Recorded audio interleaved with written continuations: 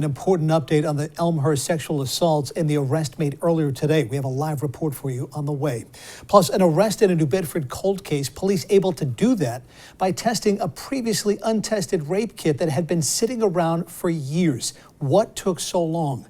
Then Massachusetts and Rhode Island seeing dramatic increases in COVID cases as the Biden administration makes a troubling forecast about what might be ahead over the next 7 months. We'll get to those stories in just a few moments. But first tonight on 11 at 11, we're tracking breaking news out of Providence. Providence police now getting the word out to media, alerting female college students in the Elmhurst section of the city. The man arrested today for breaking into a home last night on Pembroke Avenue, Christopher James, is not connected to the sexual assaults and break-ins terrorizing that neighborhood.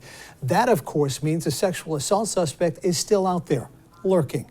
Good evening, and thank you for joining us tonight on this Friday. I'm John DeLuca. Once that news broke late this evening, ABC 6 News reporter Daniel Coates immediately got right over to the Elmhurst neighborhood to gauge reaction for us to this breaking news and monitor the police presence in that area. Joins us now live. Daniel, what do you have?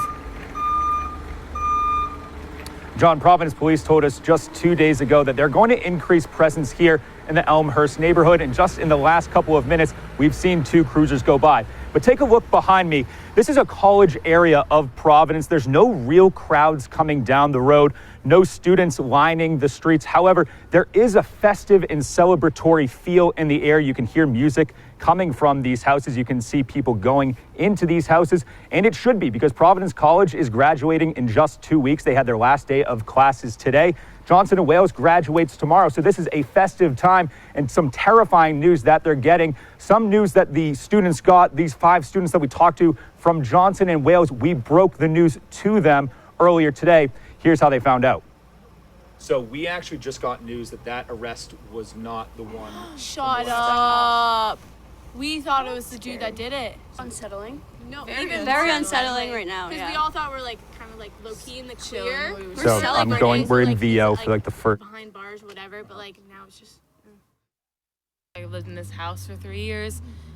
I used to live in the first floor, and like I hate the fact that I used to keep my window open because my room would get so hot, and now like I realize that was pretty dangerous. It's scary to think like I could just be like walking home, and like usually it's not that big of a deal for me to walk 2 streets home like by myself, but like now I don't feel like I can do that at all. Yeah. Now you're looking at surveillance footage of the suspect that was captured Thursday morning. As John said, 2 sexual assaults and break-in cases were reported in the last week. There was a reported break-in last night in the area, but police say the man who was arrested this morning is not connected to this week's sexual assaults. Now, this is an ongoing situation. We'll continue to update you on air and online as we learn more information. Live in Providence, I'm Daniel Coates, ABC 6 News.